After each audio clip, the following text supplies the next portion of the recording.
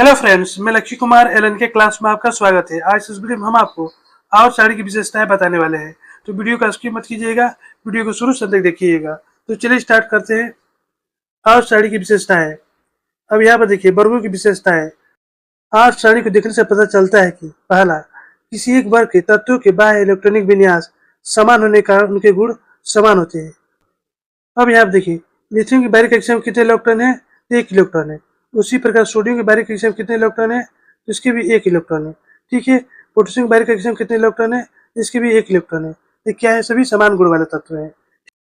दूसरा देखिए किसी वर्ग में ऊपर से नीचे आने पर तत्व गुण में क्रमिक परिवर्तन होता है, जिसके कारण यह कि परमाणु के नाभिक और उसके बाह्य संयोजी इलेक्ट्रॉनों के बीच की आकर्षण में क्रमिक परिवर्तन होता है। अब यहाँ देखिए ये लिथियम हो गया। लिथियम की कक्षा संख्या कितनी है? तो 2 है। ये पहला हो गया, इसमें कितने इलेक्ट्रॉन है? 2 इलेक्ट्रॉन है। ठीक है। ये दूसरा देखिए, दूसरे में कितने इलेक्ट्रॉन है? 1 इलेक्ट्रॉन है। उसी प्रकार सोडियम का देखिए, सोडियम की कक्षा संख्या कितनी है? तो 3 है। ठीक है। ये पहला हो गया, इसमें कितने इलेक्ट्रॉन है? 2 इलेक्ट्रॉन है।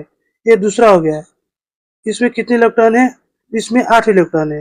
ये तीसरा हो गया, इसमें कितने इलेक्ट्रॉन है? इसमें 1 इलेक्ट्रॉन है। यानी कि संयोजी इलेक्ट्रॉनों के बीच आकर्षण में क्रमिक रूप से परिवर्तन होता है। अब देखिए लिथियम केंद्र हो गया, ये सोडियम केंद्र हो गया। ठीक है। तो सोडियम केंद्र बारीक कक्षा से ज्यादा दूरी पर है, जबकि लिथियम को उसके अपेक्षा कम है। इससे क्या होता है? दोनों में आकर्षण में काफी परिवर्तन हो गया। ठीक है। अब यहाँ पहला देखिए इलेक्ट्रॉनिक विन्यास। किसी वर्ग विशेष के सभी तत्वों के बाहरी इलेक्ट्रॉनिक विन्यास समान होते हैं। अब यहाँ पे देखिए वर्ग एक। वर्ग एक में कौन है? लिथियम है। इसकी बारीक कक्षा में 1 इलेक्ट्रॉन है। सोडियम की बारीक कक्षा में 1 इलेक्ट्रॉन है। पोटेशियम की बारीक कक्षा में 1 इलेक्ट्रॉन है और रुबिडियम की बारीक कक्षा में 1 इलेक्ट्रॉन है। अर्थात सभी तत्वों के परमाणु में संयोजी इलेक्ट्रॉनों की संख्या समान होती है। एक है सभी संयोजी इलेक्ट्रॉन है। इसमें भी 1 है, इसमें भी 1 है, इसमें भी 1 है, इसमें भी 1 है। यानी कि सभी गुण जो है एक समान है। ठीक है। उदाहरण के लिए वर्ग एक के सभी तत्वों के परमाणु में संयोजी इलेक्ट्रॉन संख्या 1 होती है। ठीक है। इसी प्रकार वर्ग 17 के सभी तत्वों के परमाणु में संयोजी इलेक्ट्रॉन संख्या 7 होती है। अब यहाँ पे देखिए वर्ग 17। वर्ग 17 में कौन कौन से तत्व है? Fluorine, chlorine, bromine, iodine. ठीक है। फ्लोरीन का परमाणु क्रमांक कितना होता है? तो 9 होता है। इसकी पहली कक्षा में 2, दूसरी कक्षा में 7 इलेक्ट्रॉन है। इसे अपना अष्टक पूरा करने के लिए 1 इलेक्ट्रॉन चाहिए। ये जो 1 इलेक्ट्रॉन है क्या हो जाएगा? संयोजी इलेक्ट्रॉन हो जाएगा। ठीक है। अब दूसरा चाहिए क्लोरीन। इसका परमाणु क्रमांक कितना होता है? 17 होता है। ठीक है। इसकी पहली कक्षा में 2, दूसरी कक्षा में 8 और अंतिम कक्षा में 7 इलेक्ट्रॉन है। इसी पर अपना अष्टक पूरा करने के लिए 1 इलेक्ट्रॉन चाहिए। क्या हो जाएगा? संयोजी इलेक्ट्रॉन हो जाएगा। उसी तरह ब्रोमीन का भी 1 इलेक्ट्रॉन चाहिए। उसी तरह आयोडीन का भी 1 इलेक्ट्रॉन चाहिए। क्या है? सभी संयोजी इलेक्ट्रॉन है। ठीक है। उसी प्रकार वर्ग एक में देखिए लिथियम, सोडियम, पोटेशियम, रुबिडियम, ये क्या करते हैं? अपने 1-1 इलेक्ट्रॉन को त्यागते हैं। ये क्या हो जाएगा? सभी 1-1, ये भी संयोजी इलेक्ट्रॉन है। ठीक है। इस प्रकार किसी वर्ग के सभी तत्वों के बाहरी इलेक्ट्रॉन विन्यास समान होते हैं, किंतु वर्ग के ऊपर नीचे आने पर शेलों की संख्या बढ़ती जाती है। अब देखिए ये वर्ग एक है, इसकी भी संयोजकता कितनी? 1 है। ठीक है। सभी की संयोजकता 1 है। लेकिन वर्ग ऊपर से नीचे आने पर क्या हो जाएगा? यहाँ पर सेल की संख्या 2 है, यहाँ पर सेल की संख्या 3 हो जाएगा, यहाँ पर 4 हो जाएगा और यहाँ पर 5 हो जाएगा। उसी प्रकार यहाँ भी कितनी है? फ्लोरीन का सेल संख्या 2 है, क्लोरीन का 3 है, ब्रोमीन का 4 है और आयोडीन का 5 है। यानी कि इनकी सेलों की संख्या में क्या होगी? बढ़ोतरी होगी ऊपर से नीचे आने में। अब दूसरा देखिए संयुक्ता।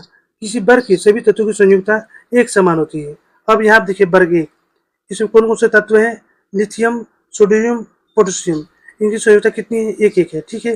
ठीक उसी प्रकार वर्ग दो का देखिए, इसमें तत्व हैं बेरिलियम, मैग्नीशियम, कैल्शियम। इनकी संयुक्ता है 2-2-2। ठीक है। उसी प्रकार वर्ग तीन की संयुक्ता कितनी होती है? 3 होती है। किसी तत्व की संयोजकता उसके परमाणु के संयोजी सेलों में उपस्थित इलेक्ट्रॉनों की संख्या द्वारा निर्धारित होती है। ठीक है। अतः वर्ग एक और वर्ग दो के तत्वों की संयोजकता क्रमशः 1 और 2 होती है। वर्ग एक में देखिए 1 है और वर्ग दो की संयोजकता 2 होती है। ठीक है।